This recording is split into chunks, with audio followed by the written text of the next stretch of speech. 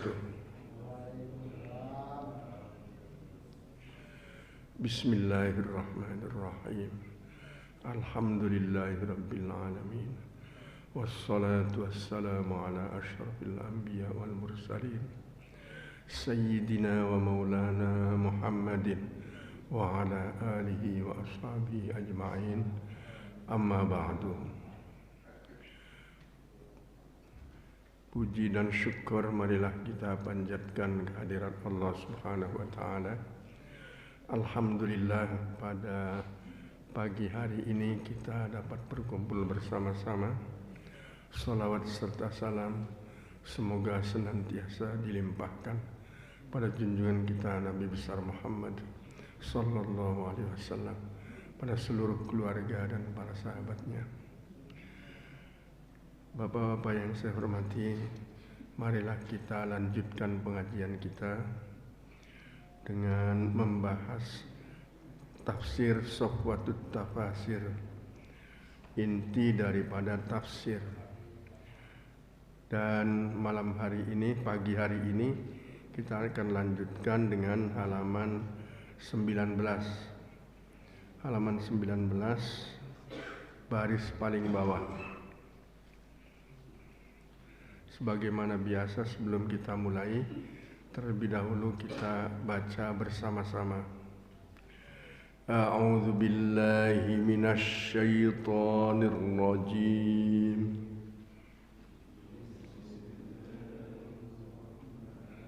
Bapak-bapak ikuti saya ya. A'udzu billahi minasy syaithanir rajim.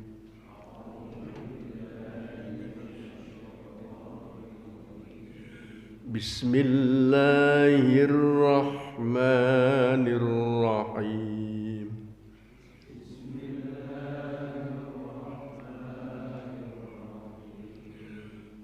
Wa minan nasi man yaqulu amanna billah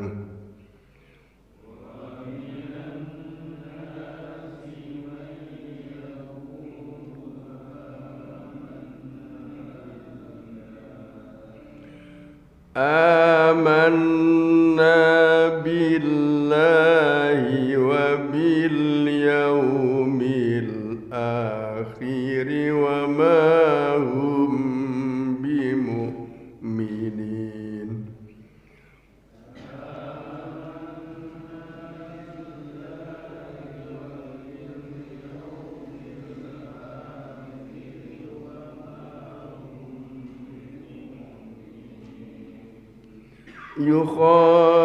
Yukhadi'una Allah walladzina amanu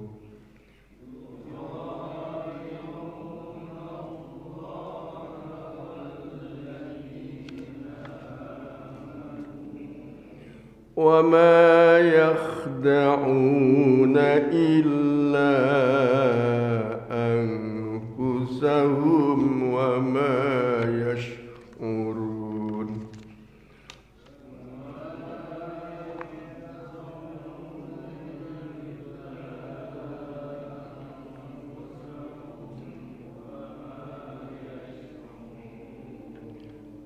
Fi qulubihim maradun fazadahumullahu marada.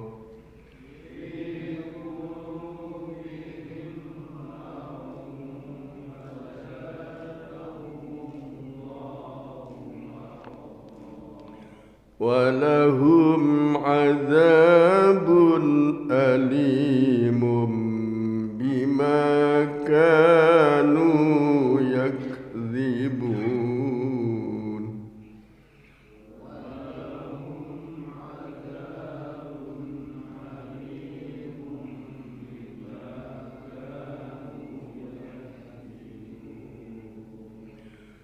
Wa idza qila lahum la tufsidu fil ardi qalu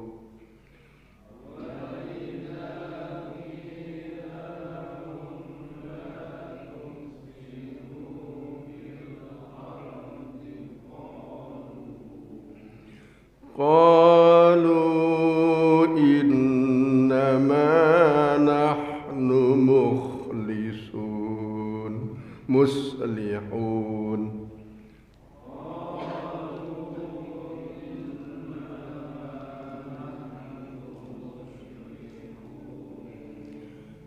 Ala innahum humul mufsiduna walakin la yash'urun.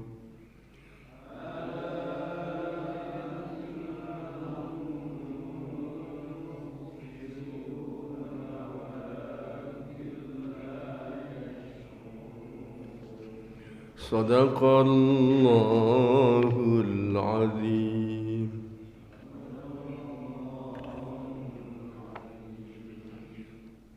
Wa minan nasi, dan dari manusia, mayyaqulu amanna billah, ada yang mengatakan kami beriman kepada Allah, wa bil yaumil akhiri, dan dengan hari akhir, wa ma hum, padahal tidaklah mereka, bimu'minina, tergolong orang-orang yang beriman. Yukhadi'unallaha, mereka menipu Allah, walladzina amanu, dan menipu orang-orang yang beriman. Wa ma yakhda'una, dan tidaklah mereka menipu, illa anfusahum, melainkan terhadap diri mereka. Wa ma yash'urun, tapi mereka tidak merasa. Fi qulubihim, di dalam hati mereka, maradun, penyakit. Fazadahumullahu, maka Allah menambahkan maradun, sakitnya. Walahum, dan bagi mereka, azabun, siksa, alimun, yang pedih, bima kanu yakdzibun, dengan sebab mereka mendustakan. Wa idza qila, dan apabila dikatakan, lahum, kepada mereka, la tufsidu, janganlah kamu membuat kerusakan, fil ardi, di muka bumi. Qalu, mereka berkata, innama nahnu muslihun, hanya saja kami adalah orang-orang yang berbuat kebaikan. Ala, ingatlah, innahum, sesungguhnya mereka, humul mufsiduna, adalah orang-orang yang membuat kerusakan. Walakin la yash'urun, tapi mereka tidak merasa. Ayat yang baru saja kita baca dari ayat 8, 9, 10, 11 sampai dengan ayat 12. Ini ayat-ayat yang menjelaskan tentang kelompok orang-orang munafik. Jadi di antara manusia, selain ada manusia yang beriman dan bertakwa kepada Allah, ada kelompok orang-orang kafir, juga ada kelompok orang-orang munafik. Dan kelompok orang-orang munafik ini juga termasuk kelompok orang-orang yang sangat membahayakan terhadap umat Islam, karena mereka banyak berusaha menipu orang-orang yang beriman.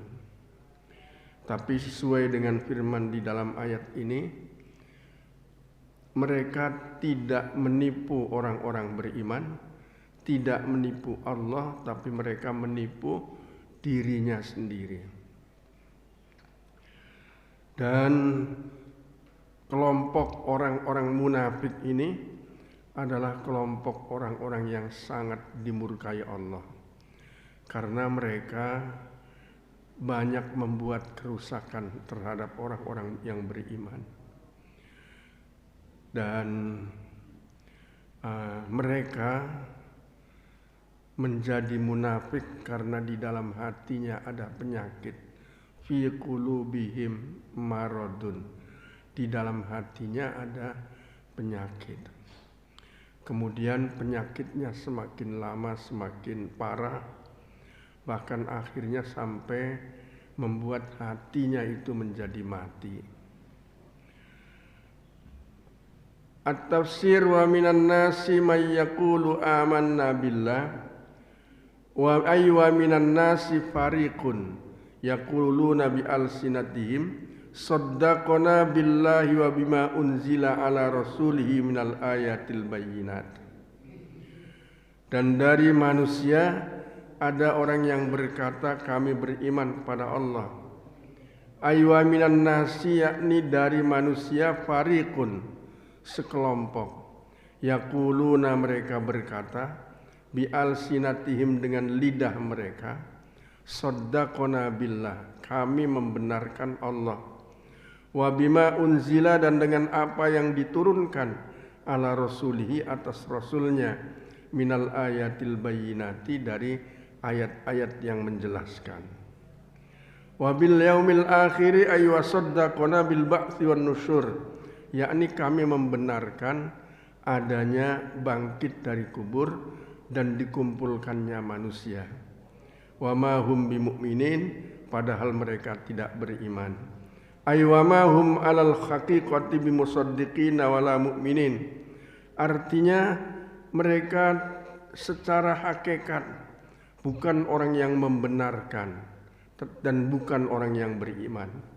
Li'annahum yaquluna dzalika, karena mereka mengatakan hal itu qaulan duna i'tiqadin, ucapan bukan keyakinan, wa kalaman duna tasdiqin, hanya ucapan tidak membenarkan. Qala al-Baydawi hadza huwal qismu tsalits al-mudzabdzab bainal qismain.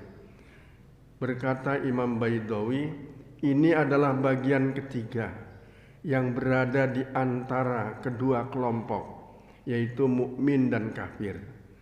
Wahum alladzina amanu bi afwahihim, yakni mereka yang mengatakan beriman dengan mulut mereka, walam tu'min qulubuhum, dan hatinya tidak beriman. Wahum akhbathul kafarah, ini adalah paling buruknya orang-orang kafir. Wa abghadahum ilallah, dan orang yang paling dimurkai Allah. Li'annahum muwahil kafirin, karena mereka mawihul kufra, mereka mencampur adukan antara kekafiran, wa khalatu bihi khida'an wastizaan, dan mereka mencampur aduknya dengan tipu daya dan dengan olok-olok. Walidzalika atola fi bayani khubsihim, karena itu panjang sekali penjelasan tentang kejelekan mereka, wajahlihim, dan kebodohan mereka, wastahza'a bihim, dan memperolok-olok terhadap mereka, wa tuhakkimu bi af'alihim, wa sajjala alaihim ad-dhalal wat tughyan, wa daraba lahum amsal. Kemudian Allah memberikan beberapa perumpamaan kepada orang-orang munafik di dalam ayat-ayat berikutnya. Jadi kelompok ketiga yang dijelaskan di dalam ayat ini adalah kelompok orang yang sangat dimurkai Allah, yaitu orang-orang munafik. Mereka di mulut mengaku beriman, padahal di hati sebetulnya tidak beriman. Mereka mengaku meyakini adanya hari akhir, tapi sebenarnya mereka tidak meyakini adanya hari akhir. Mereka melakukan itu untuk menipu orang-orang yang beriman, supaya mereka bisa diterima di tengah-tengah kelompok orang Islam. Dan mereka di dalam kumpulan orang-orang Islam selalu berusaha memfitnah, selalu berusaha merusak orang-orang yang beriman. Itulah sebabnya penjelasan tentang mereka di dalam ayat-ayat berikutnya sangat banyak. Perumpamaannya juga sangat banyak. Tidak lain karena mereka adalah orang-orang yang sangat membahayakan. Kalau dulu di zaman Rasulullah, mereka banyak memberikan informasi tentang kekuatan umat Islam kepada orang-orang kafir, mereka adalah orang-orang munafik. Mereka memberitahukan tentang kelemahan umat Islam, dan itu dilakukan oleh mereka untuk menghancurkan Islam. Itulah sebabnya mereka sangat dimurkai Allah. Bahkan mereka di dalam banyak ayat disebutkan akan menjadi keraknya api neraka karena besarnya kesalahan dan dosa mereka. Sekarang yang banyak kelompok orang munafik ini adalah orang-orang orientalis. Mereka belajar agama Islam tapi untuk menghancurkan Islam. Di zaman Belanda ada Senuk Orgronje yang sengaja dia dididik menjadi ulama tapi dengan tujuan menghancurkan perjuangan umat Islam. Dan banyak orang-orang yang sengaja dibuat supaya ahli dalam bidang agama Islam tapi dengan tujuan menghancurkan Islam. Itulah munafik, sangat membahayakan. Bahkan satu orang saja bisa membuat umat Islam menjadi lemah kekuatannya. Oleh karena itu mereka sangat dimurkai Allah. Dan orang-orang munafik ini orang-orang yang banyak disebutkan di dalam permulaan surat Al-Baqarah supaya kita tidak tertipu oleh tipu daya mereka. Dan kita harus terus berhati-hati karena sekarang ini juga mereka berusaha menghancurkan Islam dengan berbagai macam cara. Dan kalau hadis Rasulullah menyebutkan ayatul munafiqi salasun, ciri munafik itu ada 3. Kalau berbicara dusta, kalau berjanji tidak ditepati, kalau dipercaya berkhianat, idza haddatsa kadzaba wa idza tumina khana. Dan kalau berjanji tidak ditepati. Dan sekarang ini orang-orang yang seperti itu banyak. Selalu berbicara bohong, membuat fitnah kesana kesini, membuat supaya satu orang dengan orang lain berantem, supaya tidak akur, supaya saling menyalahkan, apalagi menjelang ada pemilu, sampai kita sering merasakan sesama Muslim tapi kayaknya tidak ada rasa persatuan hanya karena perbedaan bendera. Itu adalah akibat perbuatan orang-orang yang tidak bertanggung jawab, yang ingin menghancurkan Islam. Dan kita harus terus waspada karena mereka benar-benar berusaha untuk menghancurkan Islam dari dalam. Kalau berjanji tidak ditepati, orang-orang yang seperti ini juga tidak sedikit. Berbicara seolah-olah dia menjanjikan sesuatu yang menyenangkan, yang menggembirakan, tapi hanya sekedar janji. Tidak sedikit orang-orang yang hanya karena ingin mendapatkan jabatan yang tinggi, terus dia mengumbar janji kemana-mana, mau mensejahterakan rakyat, tapi ternyata setelah mereka menjabat justru menjadi orang-orang yang memakan banyak uang rakyat. Dan itu banyak kita alami di sini. Ternyata mereka benar-benar orang-orang yang durhaka dan Allah akan murka terhadap mereka. Ada yang kalau punya jabatan kemudian berkhianat, dijadikan Pak Lurah berkhianat, dijadikan bupati berkhianat. dengan korupsi bermiliar-miliar, malah kadang-kadang jadi menteri berkhianat juga. Dan itu terjadi banyak kita saksikan sekarang.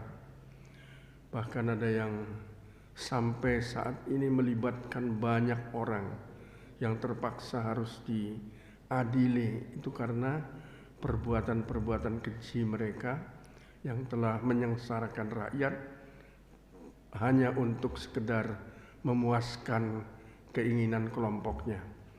Jadi kelompok orang-orang yang munafik ini ternyata dari sejak Rasulullah Sallallahu Alaihi Wasallam pertama kali menyebarkan Islam sudah banyak, apalagi sekarang.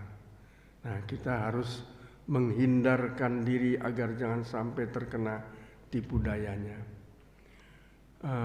Umat Islam diadu sedemikian rupa hanya karena perbedaan bendera.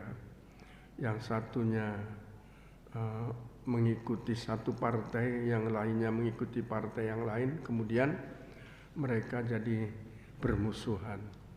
Padahal mereka semua satu akidah, satu keyakinan, tapi mereka bermusuhan.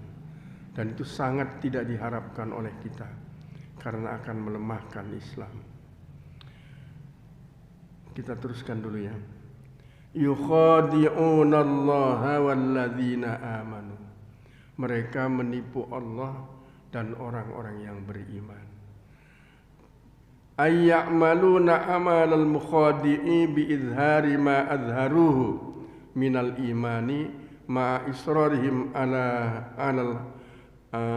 wa ma'a israrihim alal kufri ya'taqiduna bijahlihim annahum yukhadi'una Allah bidzalika wa anna dzalika nafihum indahu wa innahu yaruju alaihi kama qad yaruju al khair ala ba'dil mu'minin wa ma amalu anna Allah la yukhda'u li'annahu takhfa alaihi al khafiyah wa amali huwa min akbari dzunub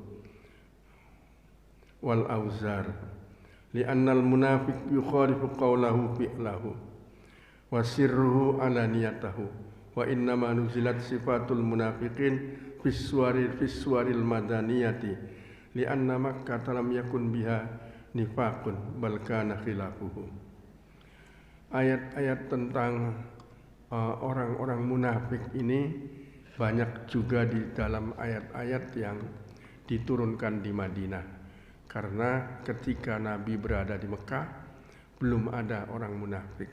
Jadi munafik ini mulai berkembang ketika Rasulullah hijrah ke Madinah. Karena di Madinah sudah banyak sekali ada Yahudi, ada Nasrani, ada orang-orang musyrik, dan berkembangnya munafik itu juga setelah Rasulullah pindah ke Madinah.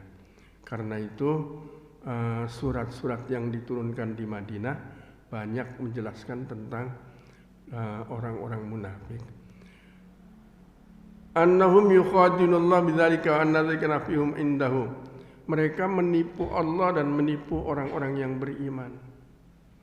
Padahal Allah tidak bisa ditipu. Orang-orang yang beriman juga tidak bisa ditipu. Nah, karena itu mereka orang-orang yang berbeda antara apa yang diucapkan dengan apa yang diperbuat, apa yang kelihatan dan apa yang tidak kelihatan.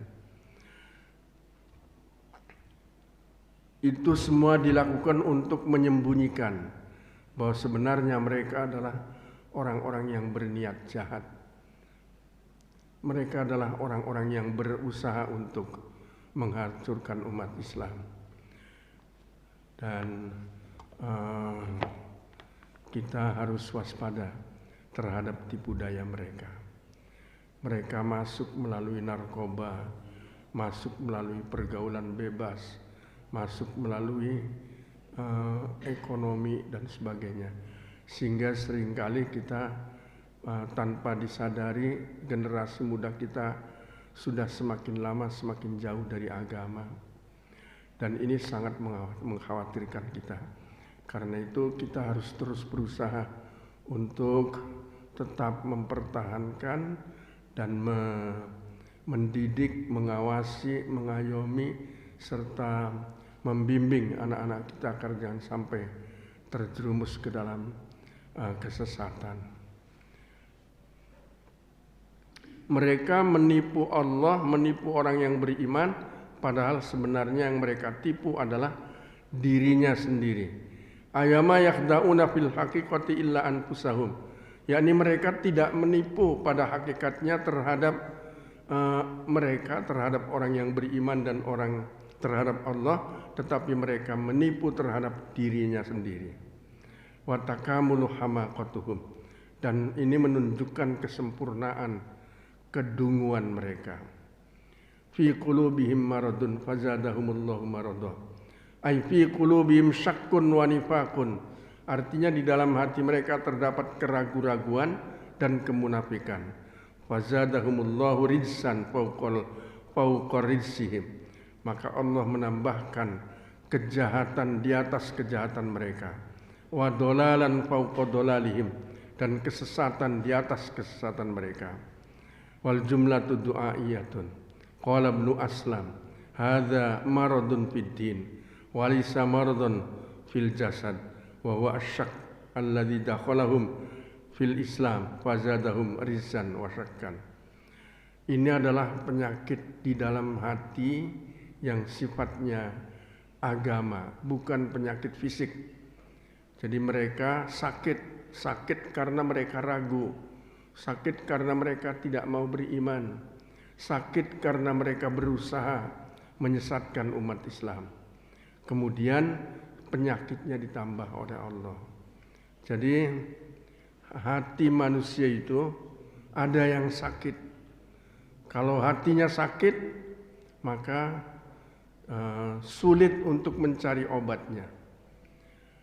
Di antara umat-umat Islam juga banyak yang hatinya sakit, malas sembahyang, malas berpuasa, malas untuk menolong orang lain, malas untuk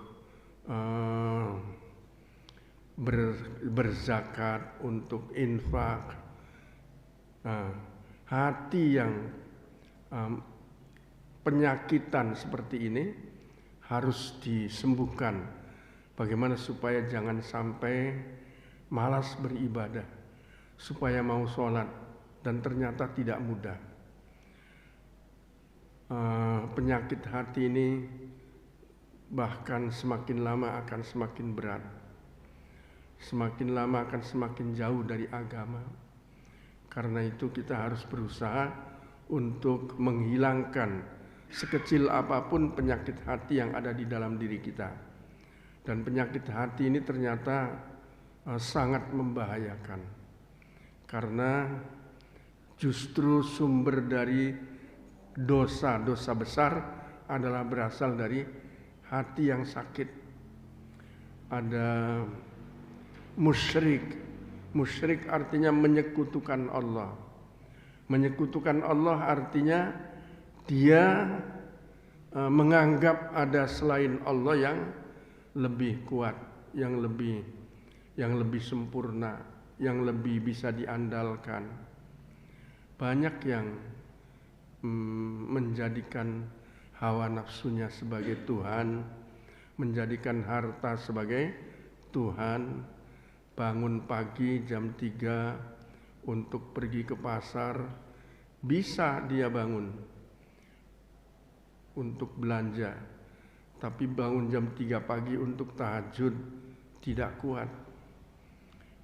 Untuk kerja karena tempat kerjanya jauh, bisa dia bangun jam 4, jam 5 berangkat. Tapi untuk sholat subuh ketika hari Sabtu, ketika hari Minggu, berat rasanya untuk bangun berjamaah sholat subuh. Melakukan perjalanan berjam-jam, naik turun kuat dia. Tapi jalan menuju ke masjid rasanya lemah, tidak berdaya. Dan ini ternyata orang yang seperti ini tidak sedikit. Itu adalah orang-orang yang sakit sakit hatinya sehingga tidak menerima kebenaran, tidak mau menerima apa yang baik, justru lebih memilih dunia yang sementara sifatnya. Jadi kalau hari-hari biasa, banyak orang-orang yang bangun jam 4 pagi, bahkan sebelum terdengar azan subuh, dia sudah sholat subuh. Sholat subuhnya sah enggak ini? Karena buru-buru mau berangkat kerja gitu ya. Udah lebih baik sholat subuh duluan daripada enggak sholat subuh. Ya tapi sholat subuh duluan ya enggak sah juga sama. Ada yang sholat subuhnya di kantor, jalanannya macet sampai sana sudah kesiangan jam 6 baru sholat subuh. Jadi mereka kuat bangun pagi untuk mencari sesuap nasi. Tapi mereka tidak kuat bangun subuh untuk beribadah. Nah, ada yang naik gunung kuat, berjam-jam dia berjalan naik ke puncak, tapi jalan ke masjid rasanya lemah, tidak berdaya, berat. Itu orang-orang yang sakit. Nah, mereka harus disembuhkan. Cuman obatnya yang susah. Karena tidak seperti sakit fisik. Kalau sakit fisik meriang sedikit orang tahu ini obatnya. Tapi kalau yang sakit hati maka sulit dicari obatnya. Nah, karena itu kita harus waspada. Jangan sampai kita juga ikut sakit. Kalau kitanya sakit, bagaimana dengan anak kita? Sakitnya sakit hati yang malas ke masjid, malas untuk membantu orang lain, malas untuk puasa. Nah, kalau orang-orang yang hatinya sehat, pasti dia akan senang beribadah, senang bahagia kalau bisa sholat duha, senang bahagia kalau bisa sholat sunnah rawatib, senang bahagia kalau bisa infak, bisa sedekah, itu rasanya bahagia. Alhamdulillah, walaupun 10.000 saya masih bisa infak, alhamdulillah, bahagia. Ada orang yang minta tolong, kita bisa menolong, kita bersyukur, alhamdulillah bisa menolong. Itu adalah orang yang hatinya sehat. Kalau yang hatinya sakit, melihat kebaikan justru dianggapnya sebagai sesuatu yang merugikan. Dan orang-orang yang sakit ini lama-lama sakitnya bisa semakin parah. Kalau semakin parah sakitnya, lama-lama hatinya mati. Kalau hatinya sudah mati, maka hatinya akan lebih keras daripada batu. Di dalam ayat-ayat berikutnya ada keterangan tentang hatinya sudah lebih keras daripada batu. Artinya masih mending batu. Di antara mereka ada yang terbelah kemudian mengalirkan air. Orang yang hatinya membatu sama sekali tidak bisa menerima kebaikan. Kalau dinasehati tidak akan menerima nasihat. Kalau diajak untuk kebaikan, dia tidak bisa melakukan kebaikan. Itulah bahayanya kalau hati sudah mati. Walahum adzabun alimum bima kanu yakdzibun. Ay walahum adzabun mu'limun bisa babikizbihim fazadahumullahu rizsan wa syakkan. Kemudian Allah akan mengazab mereka dengan azab yang sangat pedih disebabkan mereka berdusta dan mengaku-ngaku beriman, mengejek orang-orang yang beriman.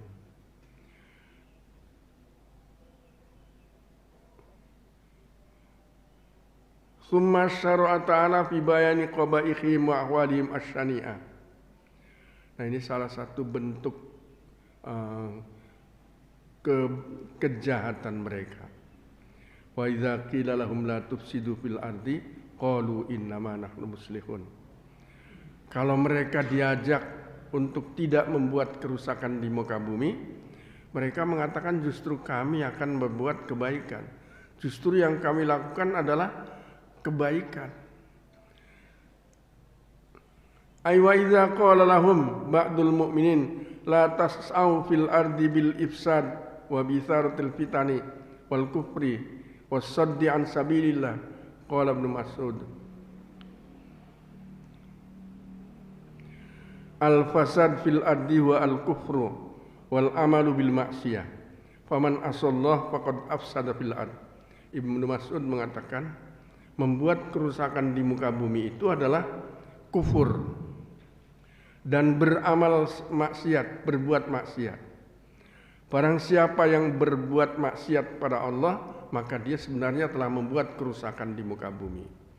Jadi membuat kerusakan di muka bumi itu bukan dengan menebang pohon, tapi membuat kerusakan di muka bumi adalah dengan berada di dalam kekufuran, dan orang yang berbuat maksiat itu adalah orang yang membuat kerusakan di muka bumi.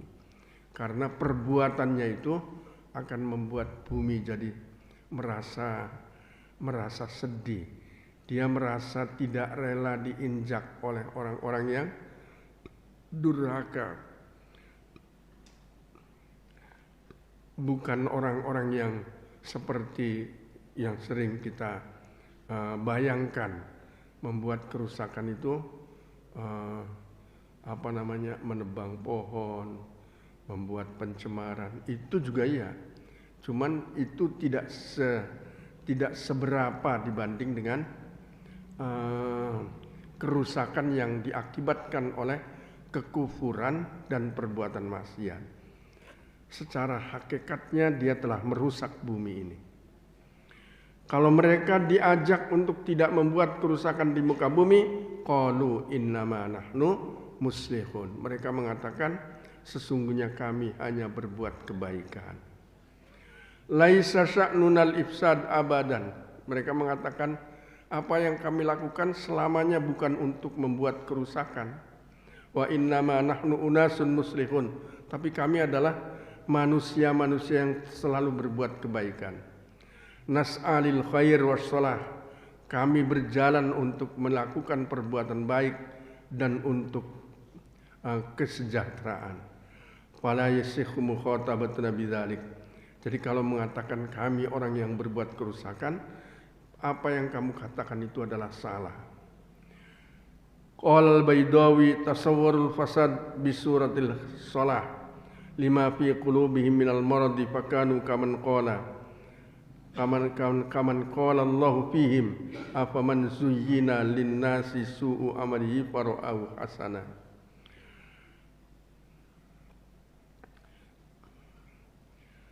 Imam Baidawi mengatakan menyerupakan kerusakan dan lawannya dengan kebaikan.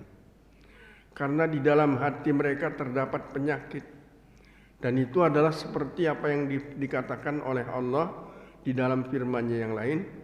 Apakah orang-orang yang dihiasi terhadap mereka keburukan perbuatannya, kemudian dia menganggapnya itu adalah perbuatan baik.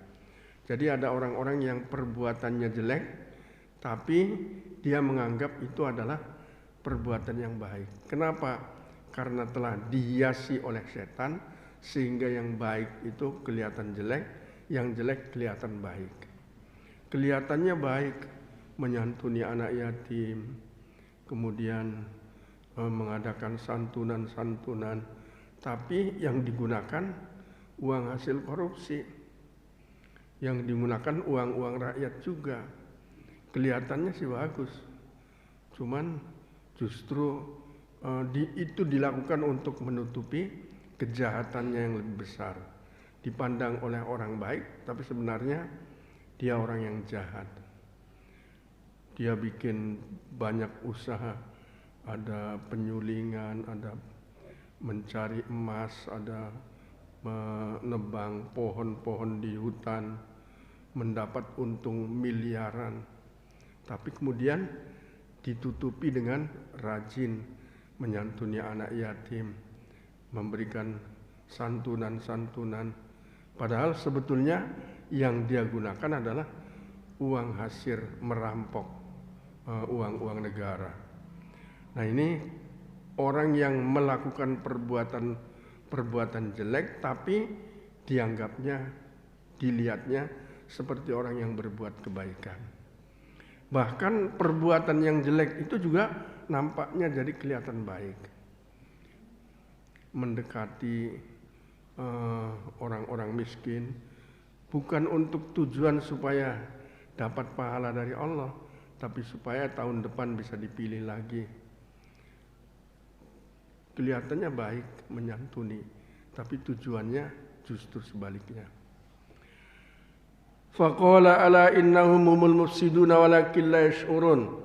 Ay ala fantabihu ayyuhan nas innahum humul mufsiduna haqqan la ghairahum walakin la yuftanuna wala yukhsuna.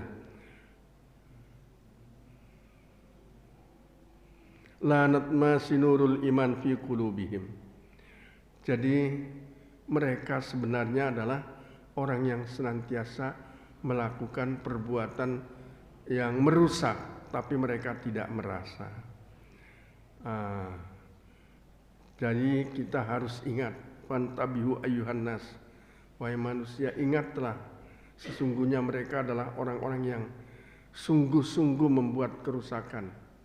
Karena itu kita harus waspada. Nah, jadi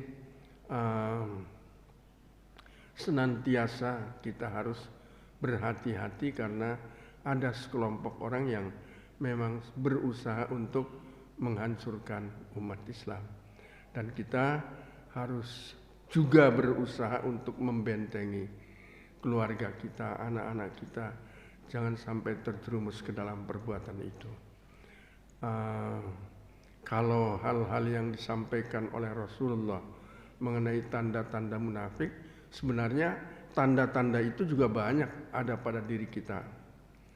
Misalnya tanda munafik itu kalau berbicara bohong. Sekarang orang bicara bohong itu sudah dianggapnya biasa, dianggapnya tidak bersalah, padahal itu dosa besar. Malah kadang-kadang dia bangga kalau bisa berbohong. Untung Pak Lurahnya bisa dibohongi, jadi bisa membohongi lurah itu untung. Untung Pak polisinya bisa dikibuli, mengibuli polisi, untung. Kadang-kadang dia bohong sama anaknya, bohong sama ini istrinya, bohong sama tetangganya, dan dia tidak merasa bersalah. Kalau berjanji tidak ditepati juga banyak kita saksikan, dan banyak juga terjadi pada diri kita. Kita sering berjanji tapi sering tidak ditepati. Kemudian kalau dipercaya berkhianat, ini juga banyak yang dilakukan oleh kita dan oleh orang-orang yang ada di sekitar kita. Nah, itu saja dulu yang harus kita usahakan. Bagaimana kalau kita berjanji selalu ditepati? Bagaimana kalau kita berbicara tidak berkata bohong? Bagaimana supaya apabila kita dipercaya tidak berkhianat, supaya kita tidak tergolong orang-orang yang munafik seperti ciri yang disebutkan oleh Rasulullah. Karena munafik ini termasuk kelompok yang sangat dimurkai Allah. Fiddarkil asfali minan nar, berada di bagian paling bawah dari api neraka. Mudah-mudahan kita semua terhindar dari munafik. Tapi doa kita untuk terhindar dari munafik sebetulnya ada pada waktu kita istinja. Allahumma tahhir qalbi minan nifaqi wa hassin farji minal fawahish. Allahumma hassin farji minal fawahish wa tahhir qalbi minan nifaqi. Ya Allah, sucikanlah, jagalah kemaluanku dan sucikanlah hatiku dari kemunafikan. Karena ternyata kemunafikan itu begitu mudah masuk ke dalam diri seseorang. Sama dengan kemusyrikan. Orang itu kapan saja bisa terjerumus ke dalam kemusyrikan. Dia begitu membanggakan sesuatu sampai lupa pada Allah. Mengagumi lukisan, tapi dia tidak kagum terhadap siapa pencipta pelukisnya. Bahwa Allah yang menciptakan si pelukis, dia lupakan. Dia kagum sama pelukisnya.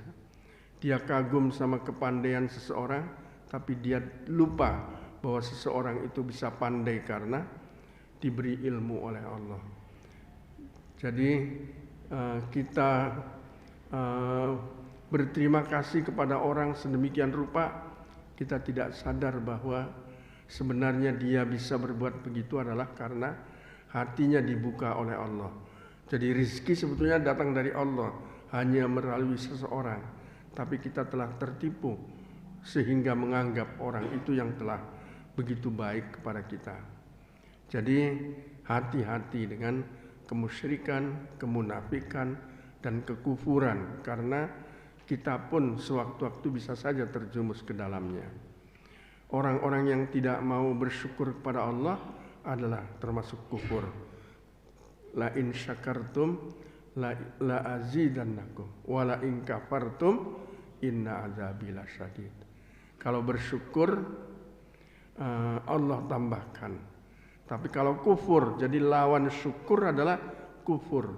Dan banyak orang yang tidak mau bersyukur, yang ada mengeluh terus, tidak pernah mensyukuri karunia Allah.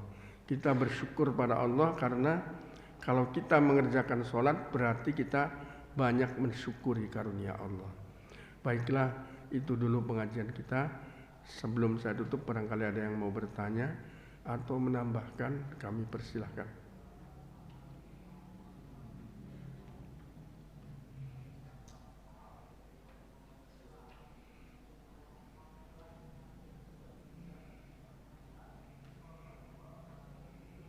Yes, ini Pak.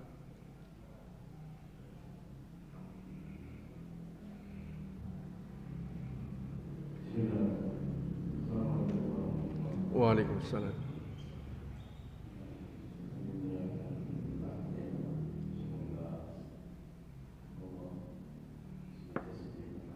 Amin.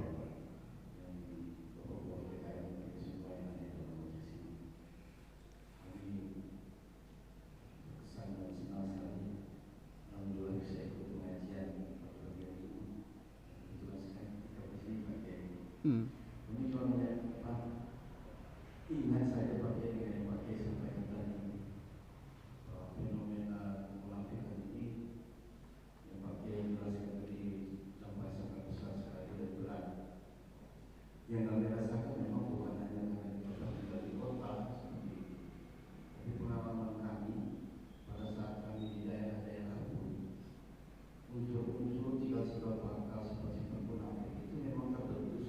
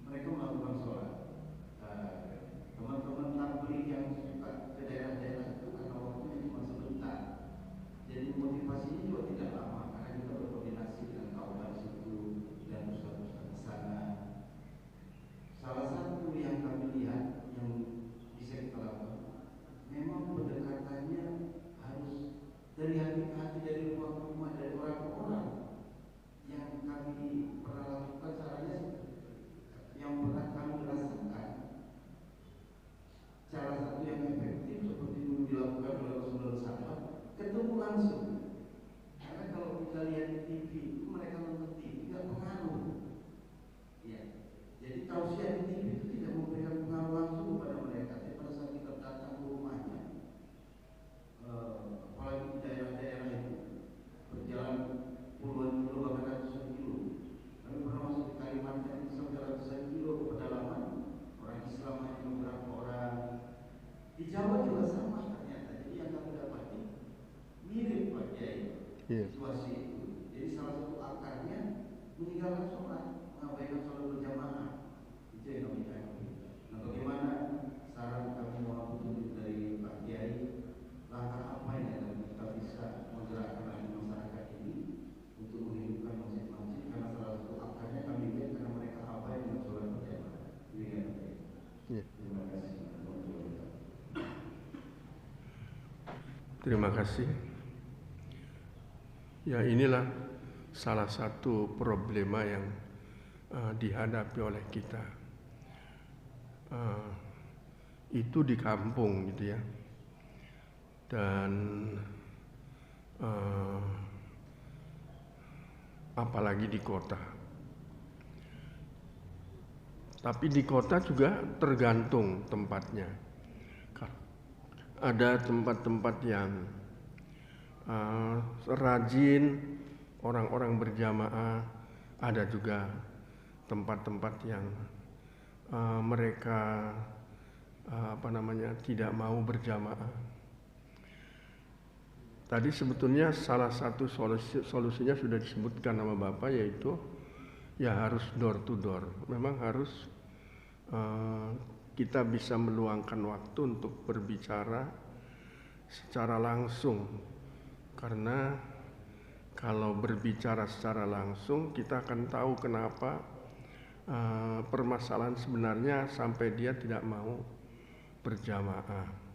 Nah, kemudian kita carikan solusinya supaya mereka mau berjamaah. Mungkin tempatnya tidak tersedia dengan memadai dan sebagainya. Kita bisa menggerakkan masyarakat untuk membangun tempat yang nyaman, yang bisa digunakan untuk berjamaah.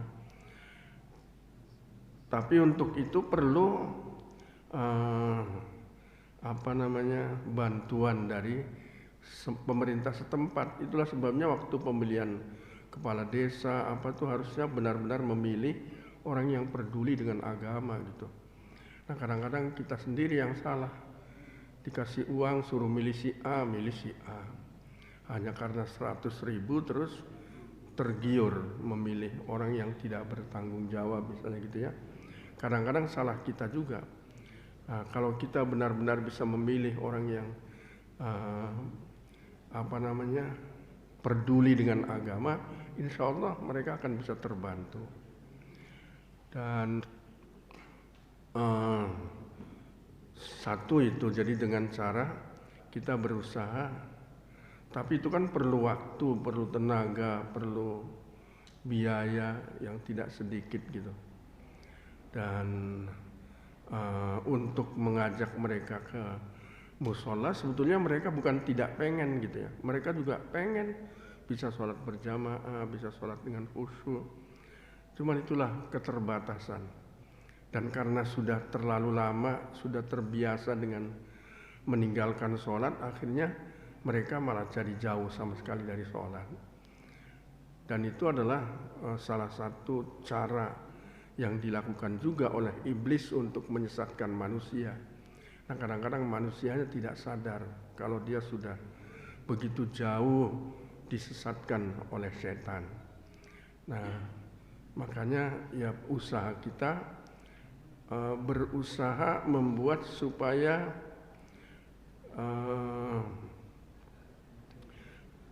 aparat-aparat yang kita pilih adalah orang-orang yang mau berusaha untuk mensejahterakan rakyat, untuk mau peduli dengan ajaran agama gitu. Kalau tidak ya susah. Jadi kalau Pak Lurahnya misalnya rajin sholat, itu pasti rakyatnya akan ikut juga rajin sholat gitu. Karena sosok pemimpin ini juga harus jadi contoh bagi masyarakat. Tapi yang seperti itu kan sulit, gitu, jarang.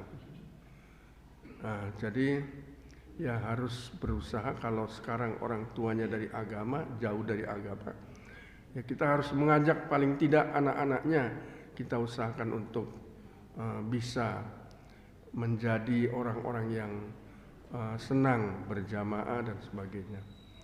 Kadang-kadang madrasah juga nggak ada, gitu ya, TPA juga nggak ada.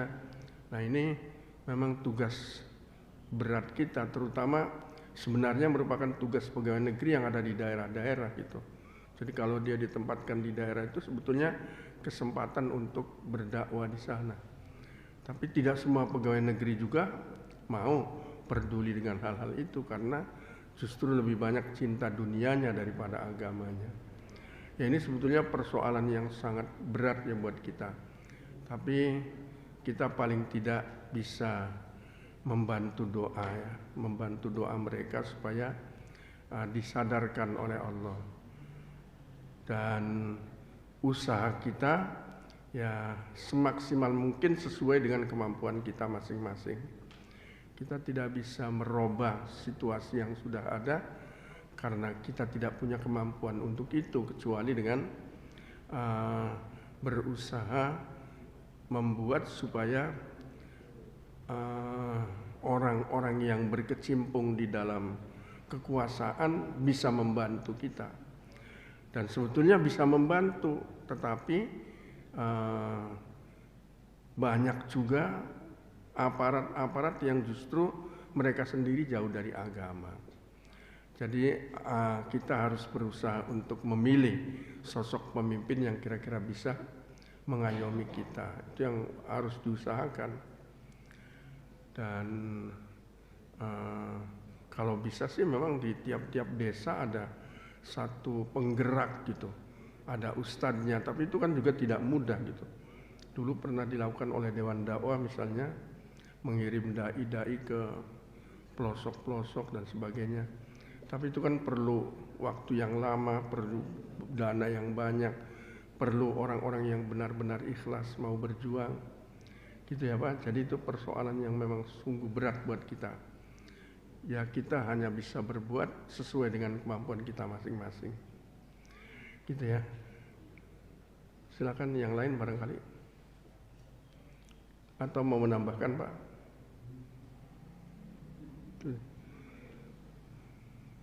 Silakan. Ada yang lain?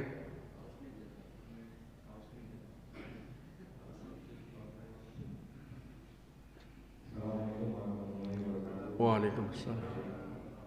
Ada yang berusaha tadi tentang kaum munafik, ya.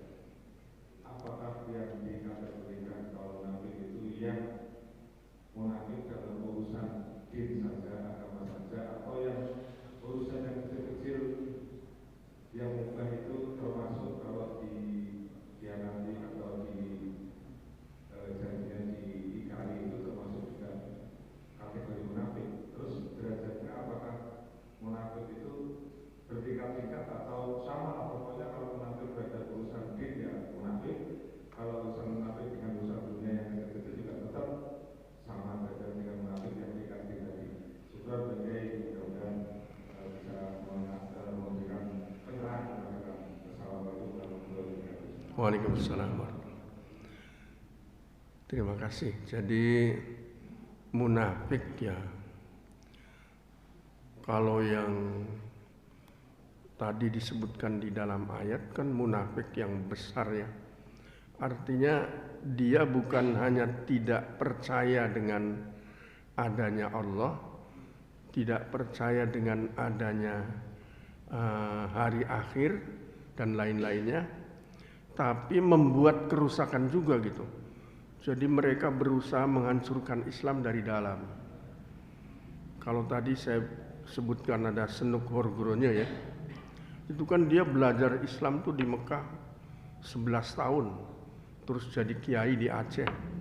Tujuannya apa? Menghentikan perjuangan rakyat Aceh yang mau merdeka, gitu.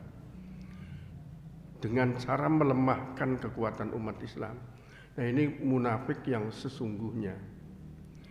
Nah, kemudian di dalam hadis Nabi menyebutkan tentang ciri munafik. Yang sebetulnya ciri munafik itu ada sebagian besar pada kita gitu. Misalnya berbicara bohong. Kita sering bohong. Kemudian janji tidak ditepati. Banyak juga orang yang kalau berjanji tidak ditepati. Apa itu tergolong munafik juga. Itulah sebabnya Nabi mengajarkan kita berdoa supaya terhindar dari kemunafikan. Artinya jangan sampai hal-hal kecil yang kita lakukan itu bisa benar-benar menjadikan kita munafik. Makanya kita memohon supaya dijauhkan dari kemunafikan. Jangan sampai berbicara bohong, jangan sampai kalau janji tidak ditepati. Kalau lama-lama terus, kalau berbicara bohong terus, bisa-bisa jadi besar gitu. Karena yang kecil tuh bisa jadi besar. Terus menerus kalau janji tidak pernah ditepati. Janji mau ini enggak, janji mau ini enggak. Nah, terus kalau dipercaya berkhianat. Dipercaya jadi ketua masjid misalnya. Uang masjidnya diambil. Nah, itu berkhianat. Kalau itu dilakukan, ya lama-lama munafik yang kecil ini bisa jadi besar gitu. Jadi apakah ini termasuk munafik kecil? Seperti tadi ada tingkatannya ya. Ini munafik kecil, ini menengah, ini munafik besar gitu ya. Kira-kira sebetulnya kita harus menghilangkan hal-hal yang bisa menggolongkan kita ke dalam kelompok munafik. Yang tadi itu berbicara bohong, janji tidak ditepati, dan berkhianat. Itu harus dijauhi supaya jangan sampai jadi munafik yang sesungguhnya. Artinya itu bukan munafik yang sesungguhnya gitu. Itu dia asalnya Islam, keyakinannya tetap Allah sebagai Tuhan, Nabi Muhammad sebagai utusan Allah, tetapi dia memiliki sifat-sifat seperti munafik. Jadi bukan munafik, cuman jangan sampai terjerumus ke dalam kemunafikan. Makanya dibantu dengan doa supaya ciri-ciri munafik itu tidak ada pada kita. Jadi munafiknya tidak tingkat-tingkatan ini kecil, besar, menengah gitu. Pokoknya munafik ya tidak percaya pada Allah, kemudian dia merusak Islam, intinya itu, gitu ya. Nah kalau Nabi menyebutkan sifat-sifat itu supaya kita terhindar dari munafik yang sesungguhnya. Makanya kita juga harus berdoa. Sama dengan musyrik ya. Musyrik itu siapa saja bisa terjerumus gitu. Kalau orang berbuat sesuatu bukan karena Allah kan musyrik. Dan kita sering melakukan sesuatu yang bukan karena Allah. Karena keinginan.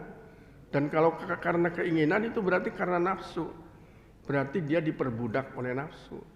Tuhannya nafsu gitu. Makanya pertanyaan Allah, tahukah kamu orang yang diperbudak oleh hawa nafsu?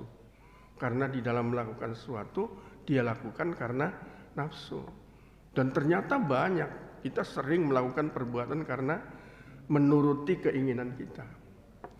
Nah, yang penting itu kita jangan sampai menuruti keinginan hawa nafsu yang bertentangan dengan agama gitu.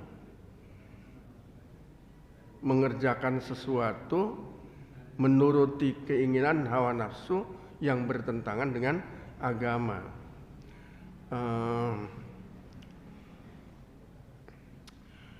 Kalau yang bertentangan dengan agama itu jelas tidak boleh. Tapi kalau yang tidak bertentangan boleh.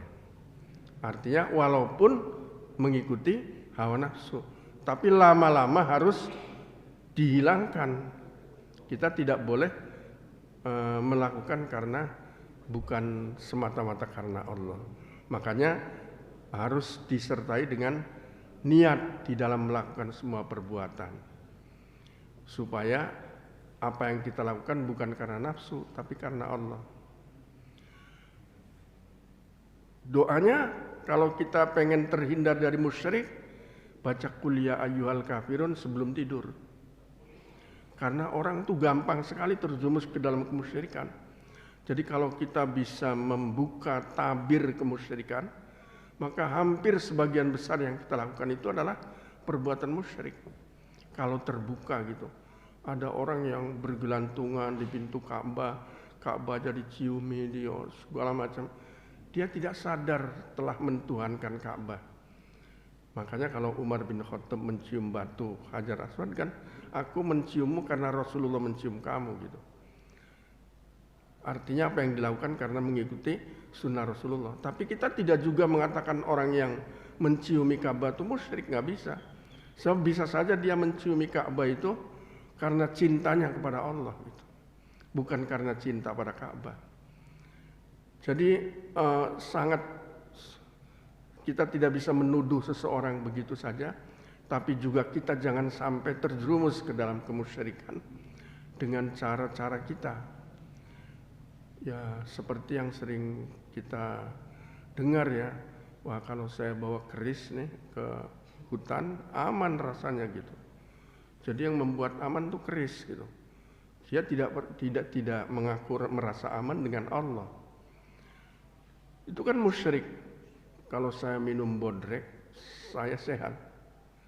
Jadi bodrek Tuhannya, karena yang menyembuhkan penyakit itu Allah, bukan bodrek. Secara ucapan musyrik, tapi secara keyakinan tidak.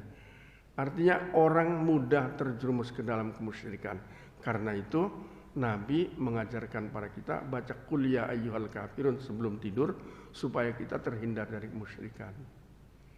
Ada doa yang Allahumma inni a'udzubika minal kufri wal fakri. Ya Allah, jauhkan kami dari kekufuran dan kefakiran. Karena manusia gampang terjerumus ke dalam kekufuran gitu. Artinya penyakit-penyakit munafik, kufur, musyrik, fasik itu hampir-hampir banyak yang kita lakukan.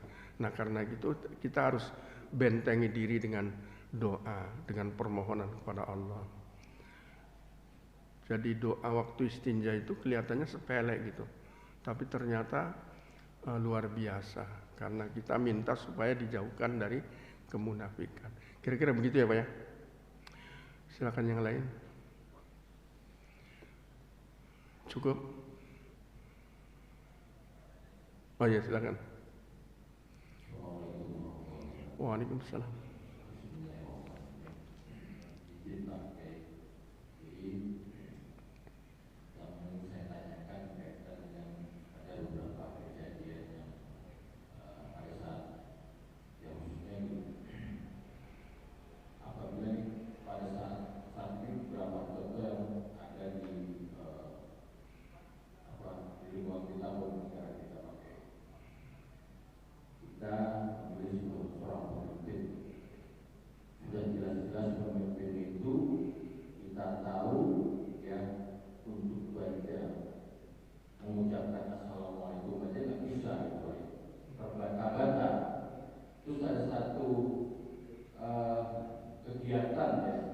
Kegiatan ibadah, terus dia dituduh sebagai imam di Pak Kiai.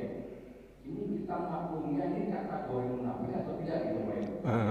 Iya. Apakah kita termasuk dalam kelompok kita lebih seperti itu atau gimana gitu Pak? Iya. Itu aja yang saya tanyakan. Terima kasih. Iya. Waalaikumsalam. Jadi yang penting itu kita berusaha untuk tidak menuduh orang lain. Yang pertama, karena urusan munafik tidak munafik kan urusan Allah. Kita hanya bisa melihat yang tampak, yang kelihatan dia tidak fasih. Nah, urusan hati, urusan Allah. Sekarang kalau kita jadi makmum, sudah jelas dia tidak bisa jadi imam. Ya kita jangan jadi makmum. Kita sholat sendiri aja, mufaroqoh namanya. Sholatnya bareng boleh, tapi hatinya kita sholat sendiri gitu. Dan ini bisa dilakukan oleh kita di mana saja. Kalau kita misalnya sholat di masjid ternyata imamnya baca Fatihahnya nggak benar, kita bisa lebih baik dari dia. Ya udah kita sholat sendiri aja. Imamnya nggak benar, misalnya gitu. Jadi jangan kita mengikuti imam yang salah. Kita harus memisahkan diri gitu. Adapun ya kita telah memilih orang yang salah karena ternyata salam saja nggak bisa, misalnya kan yang memilih bukan cuma kita, banyak orang gitu ya. Jadi mudah-mudahan sih kita selamat dari kesalahan karena dia dipilih juga oleh orang banyak gitu. Dan kita harus sadar juga bahwasanya Allah memberikan kekuasaan kepada orang yang Dia kehendaki. Allah memberikan kekuasaan kepada orang yang Dia kehendaki. Nah, makanya ada orang mengatakan suara rakyat adalah suara Tuhan, itu karena yang menggerakkan hati rakyat juga Allah juga gitu. Ya apapun kemudian kejadiannya, ya mungkin itulah yang terbaik gitu, karena kita nggak tahu. Barangkali itu sementara mungkin nggak puas, tapi itu jawaban saya. Silakan barangkali yang lain. Cukup ya Pak? Atau masih? Cukup. Allahumma anfa'na bima 'allamtana wa 'allimna ma yanfa'una. Allahumma inna nas'aluka fahman nabiyina hadzal mursalin. Allahumma aghnina bil 'ilmi wa zayyinna bil hilmi wa akrimna bit taqwa wa jammilna bil 'afiyah bi rahmatika ya arhamar rahimin. Sallallahu ala sayyidina Muhammadin wa ala alihi wa sahbihi wasallam. Subhana rabbika rabbil izzati amma yasifun wa salamun alal mursalin walhamdulillahi rabbil alamin. Assalamualaikum warahmatullahi wabarakatuh.